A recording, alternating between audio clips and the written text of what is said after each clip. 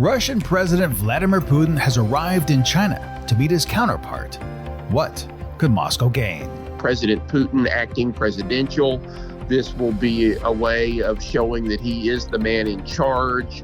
The visit comes on the same day the Russian Duma took the first step in revoking the Comprehensive Nuclear Test Ban Treaty. So they're saying for 20 years, 30 years, if the United States can get away with not signing this and ratifying this, then Russia should not be held to different standards as well. And later in the program, Kyiv says its special forces struck airfields. Today is Tuesday, October 17th. From the Voice of America, this is Flashpoint Ukraine.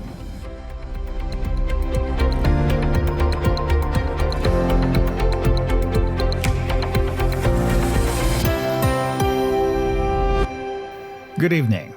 I'm Steve Miller. Russian President Vladimir Putin arrived in Beijing Tuesday to meet Chinese leader Xi Jinping on the sidelines of China's Belt and Road Forum, aiming to show their, quote, no-limits partnership, even as the Ukraine war rages on. Reuters' Alman Lee is up first. The visit is only Putin's second known trip since the International Criminal Court issued an arrest warrant for him in March over alleged war crimes in Ukraine. He visited Kyrgyzstan earlier this month. The Beijing trip is meant to showcase the close ties between Beijing and Moscow, even as the Ukraine war rages on. The ICC obliges its 123 member states to arrest Putin and transfer him to The Hague for trial if he sets foot on their territory. But neither China nor Kyrgyzstan are ICC members. Xi and Putin last met in March in Moscow, just days after he was slapped with the ICC warrant. There, Xi called Putin his dear friend and invited him to attend the Third Belt and Road Forum. That two-day summit in Beijing began on Tuesday and centers on the Belt and Road Initiative, the grand plan launched by Xi a decade ago that he hopes will build infrastructure and energy networks connecting Asia with Africa and Europe. As the forum's chief guest, Putin is slated to speak after Xi on Wednesday, and the two will sit down for bilateral talks later that day. Beijing and Moscow declared a no-limits partnership in February last year, just before Russia invaded Ukraine. While most Western countries condemned Russia for the offensive, Beijing has defended its ties with Moscow. It insists their relationship does not violate international norms, and China has the right to collaborate with whichever country it chooses. That's Reuters reporter Alman Lee. What may Russia get out of the visit, and what are the implications for the region, especially since China's Xi Jinping did not attend the Russian Economic Forum earlier this year? Now for that, I called up Texas Christian University political science professor Ralph Carter in Fort Worth. As these events unfold, what kind of things are you looking at, and what importance of the visit do you place on it, given that Chinese President Xi Jinping did not attend the Russian Economic Forum in Vladivostok earlier this year? In my view, I think the really important thing is what we expect that the Russian people will see. They won't see that Xi Jinping perhaps is missing in a photo op or two somewhere along the line. They will see President Putin acting presidential.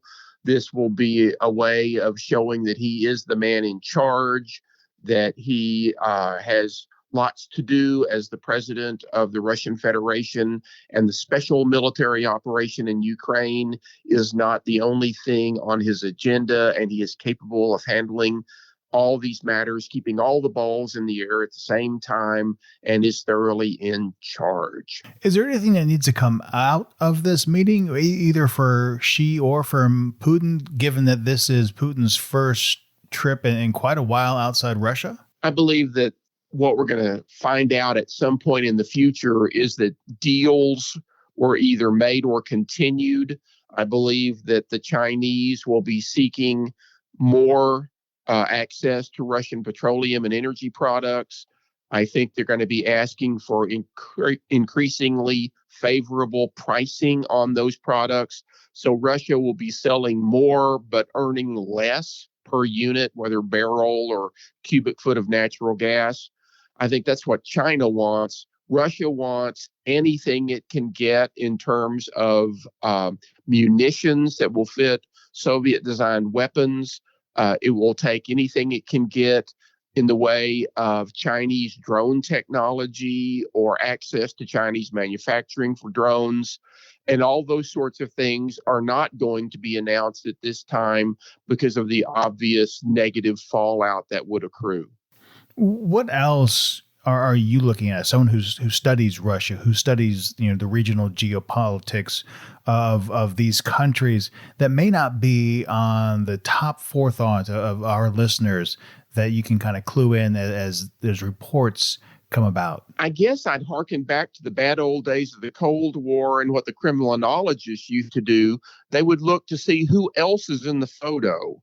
So for me, I would want to know who else is in the traveling party with President Putin. Is it Nikolai Patrushev, the head of the Security Council? Is it Dmitry Medvedev, the former president and now secretary of the Security Council? Is it Igor Sechin, the head of Rosneft? Which key Russian elites / oligarchs are in the traveling party, because one of them might be Putin's successor. And why do you say that? I mean, given that it was only just a few months ago that there was somewhat of a challenge to Putin's control over Russia. I think Vladimir Putin has been pretty ruthless in maintaining his control. And we saw that with the explosion that blew up Evgeny Prigozhin's aircraft and all the deaths of all the Russian dissidents that we've seen who have tragically fallen out of windows or sipped the wrong tea. The thing that I think is going to happen is we keep getting persistent references to Putin's health. And of course, we can't verify the veracity of any of those reports. So I think the office of president could easily become vacant, not through a palace coup, but through the death of the incumbent. Ralph Carter is a political science professor at Texas Christian University in Fort Worth, Texas. Russia's parliament took the first step on Tuesday towards revoking ratification of the Comprehensive Nuclear Test Ban Treaty, blaming what a top lawmaker called the irresponsible attitude of the United States to global security. Parliament's lower house, the Duma, voted 412 to nothing, with no abstentions, to approve the withdrawal of the ratification in the first of 3 readings. Russia says the aim is to restore parity with the United States, which has signed but never ratified the 1996 treaty, and that it will not resume testing unless Washington does. So what's the implication for the vote? For that, I turn to Augusta University professor and chair of the Masters in Intelligence and Security Studies, Craig Albert. I think they're really trying to demonstrate that in their minds, the United States is no longer the superpower that can get away with doing whatever the United States wants to do. So Russia is right now a revisionist power.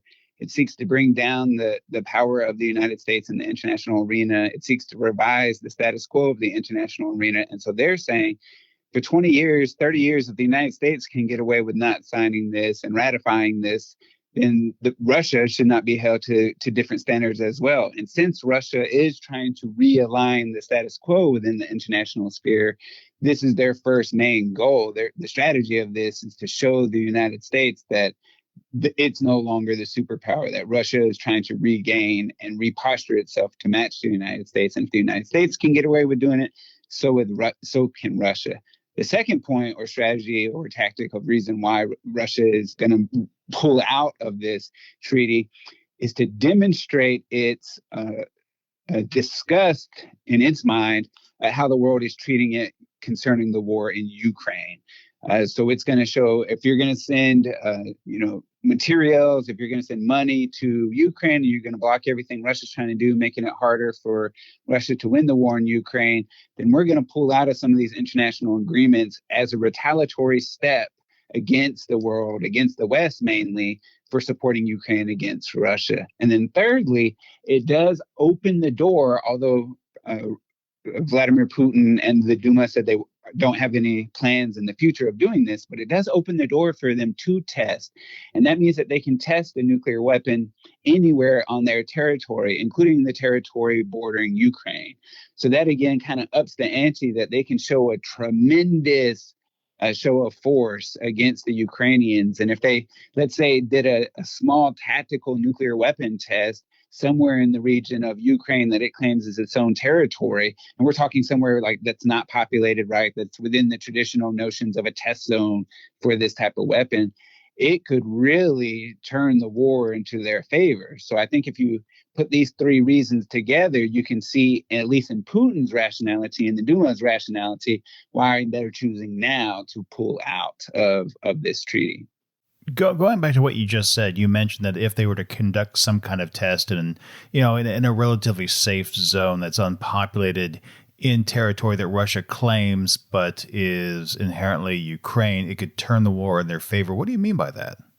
I think Ukraine would be forced to negotiate, in fear that Russia is really going to up the ante, possibly to use tactical nuclear weapons in the war in Ukraine. And so it would really have the effect, I think, of forcing Volodymyr Zelensky into the negotiating table without the demands that he already wants, like, all original territory granted back to Ukraine.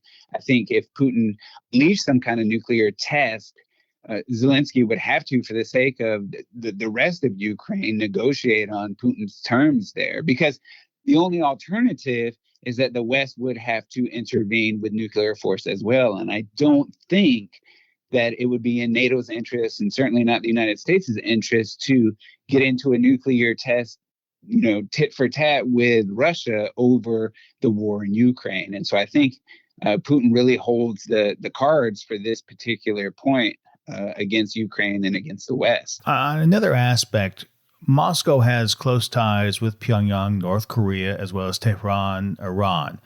There's been some discussion about what Iran is doing in terms of enriching uranium, perhaps on the road to developing nuclear weapons.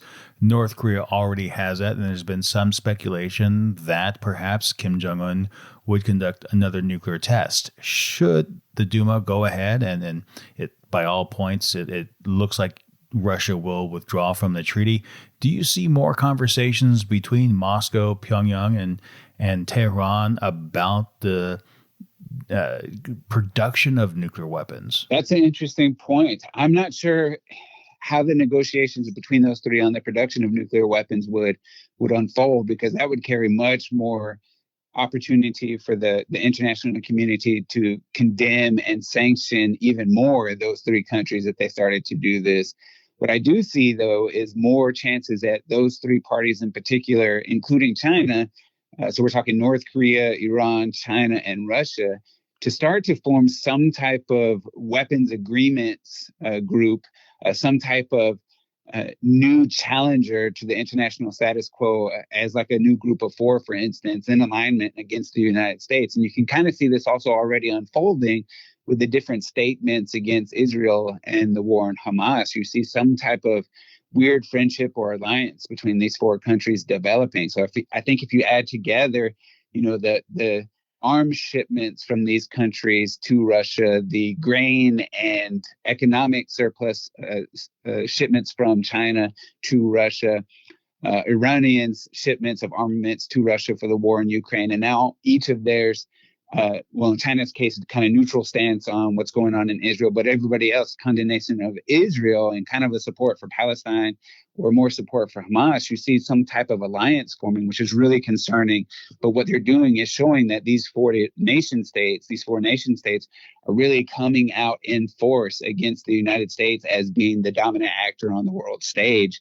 And it's kind of a culminating motion. So it's kind of scary because you don't know what their next move might be. And we don't know what the conversations between Putin and Xi are going to be about the status of Taiwan, for instance. And with everything flaring up in the Middle East, with the war in Ukraine still waging, this is something that we have to be cautious about with China, is what are their plans with Taiwan? And can the United States handle supporting Israel, supporting Ukraine, and supporting Taiwan right now? So this is a very concerning moment for United States' national security and, of course, for international security. Craig Albert is a political science professor at Augusta University, as well as the chair of the Masters in Intelligence and Security Studies there. Dr. Albert, thank you very much for your time and your analysis today. Thank you very much. You're listening to VOA's Flashpoint Ukraine. I'm Steve Miller. A U.S. official says the long-range ballistic missiles shot by Ukraine have been delivered quietly by the United States and are being used on the battlefield against Russia nearly a month after U.S. President Joe Biden promised them to his Ukrainian counterpart. Now I'm joined by VOA Pentagon correspondent Carla Babb, who has the details. So, Carla, Pentagon officials as well as Ukrainian President Vladimir Zelensky have said that they have used ATACMS on the battlefield. What can you share with us about this latest development? That is right. Ukraine has launched ATACMS missiles at Russian forces. They did this Tuesday, and this is all because the United States secretly provided a small number of these long-range ballistic missiles to Ukraine in recent days. I just spoke to a U.S. official that said that the ATACMS that were provided were the shorter range because there is the older version has a maximum range of about 170 kilometers. The newer version of the ATACMS have a maximum range of a little over 300 kilometers. Right now, Ukraine has the shorter maximum range variant, but they were able to use them. And on the battlefield, it was a surprise to Russia. The U.S. did not announce that it had provided Ukraine with ATACMS before they used them, and they wanted to give them the element of surprise. Carla, when talking about acronyms with weapon systems, we use quite a bit on this show. In this particular case, we're talking about ATACMS, but another system that we've spoken a lot about are HIMARS. What's the relationship? Let me break this down. So ATACMS are short for the Army Tactical Missile System made by Lockheed Martin. And so ATACMS are the missile itself that goes into the HIMARS. So the high mobility artillery rocket systems that are already in Ukraine have been using what we call GMLRS rockets. These rockets have a range of about 90 kilometers. And so now the ATACMS that they have a range of about 170 kilometers, almost doubling the range that they can get using those HIMARS systems. A big deal for Ukraine because they don't have to go up to the front lines anymore to fire deep into Russian-controlled territory. They can actually do some firing from a safe distance back. And if they do choose to go to the front lines, they can get even deeper into Russian-controlled territory, which is something they've been wanting to do for a long time. In fact, President Vladimir Zelensky has been asking for ATACMS for more than a year. So I'm sure the Ukrainians are very satisfied that they're finally starting to get this weapon system. Carla Babb is our VOA Pentagon correspondent. Carla, thank you very much for this update. You're welcome. Ukrainian officials also say they've carried out operations attacking airfields in Berdiansk and Luhansk. It's something VOA can't independently verify, but I did catch up with Anna Chernikova in Kyiv to learn more. Yes, Steve, you're right. Special operation forces reported about the attacks on the airfields in Berdiansk and in Luhansk. They report about certain success of this as a result of these attacks. Particularly, they report about 9 helicopters damaged, also an air defense system and the runway damaged. So, this could be quite a big success if this is what really. If this is the real result of this attack. At least we have this official confirmation from the Ukrainian officials on that. So it should be really quite a successful operation by the special forces. Also, there are reports as well from the inside of the occupied territories that the detonation of inside of the warehouse was going for quite a long time until the late morning. In both Berdiansk and in Luhansk. Additionally, again, we cannot independently verify this information, but Ukrainian special forces report about the Russian manpower losses, and particularly we're talking about dozens of those killed and wounded. We cannot have more details at this point about the numbers, but this is what we have for the moment. I also wanted to touch base on some of the other activities that Ukrainian forces are carrying out throughout the theater of war. There's reports of fighting near Bakhmut, western Zaporizhia, including some other drone and missile strikes conducted by Russian forces in western Ukraine. If we are looking in general at the theater of war, we can definitely say that shelling of the Ukrainian territory by Russian forces is happening every day. particularly every night, some areas day and night. The latest one was happening over the night, and we have reports about 6 drones that have been destroyed by the Ukrainian air defense, and one X-type missile. But this is just the latest. Previously, as well, we were hearing such reports about bigger amount of drones, particularly, and missiles, and definitely what's very pretty much discussed right now inside of the country is the battle around Avdiivka, which is in Donetsk region, so it's eastern front line. Avdiivka is definitely an important and very strategic as well point in that area. Now Ukrainian forces are keeping it under control, but Russian forces are trying to proceed and to get through to Avdiivka. So very heavy battles are happening, and this was also confirmed by President Zelensky himself during during some of his latest speeches to the nation. Of course, another main part of the front line is southern front line, which is the Zaporizhia region and Kherson region. And I wanted to switch gears just a little bit to something that occurred on Monday, and that was a press conference held by Penny Pritzker, the current U.S. Special Representative for the Economic Recovery of Ukraine. And it's a press conference that you attended, and I was wondering if you could share with our listeners the kind of message that the U.S. official was sharing. Yeah, this was a very important trip. Definitely, Ms. Pritzker arrived to Ukraine, and she said that she will be arriving more and more, and that we will see her again quite soon. She told about her current tasks here in Ukraine. I'm so honored to be here, and not only to see what you've rebuilt, but that you've taken such great care of your team and your community through the donations of tens of thousands of food kits, emergency supplies, water, and more.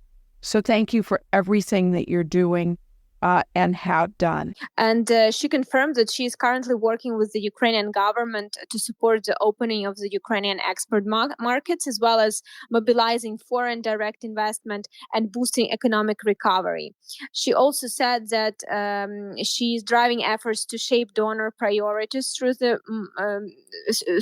country and through different platforms, as well as she confirms that she had meetings with top officials, with business heads, with leaders of business area in Ukraine, and basically that this would be a very, as she expects it to be, a very productive work done.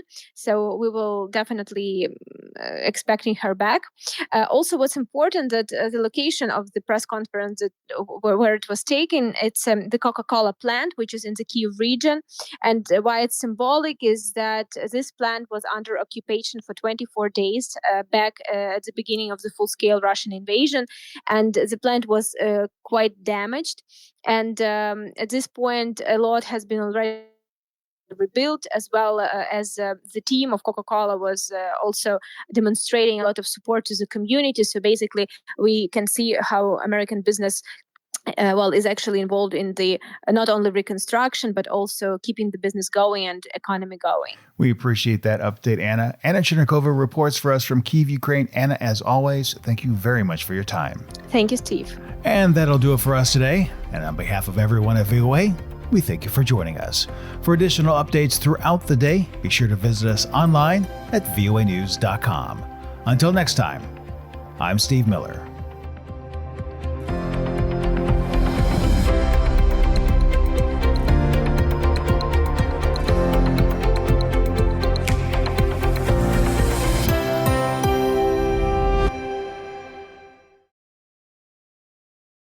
This is the voice of America. Washington, D.C.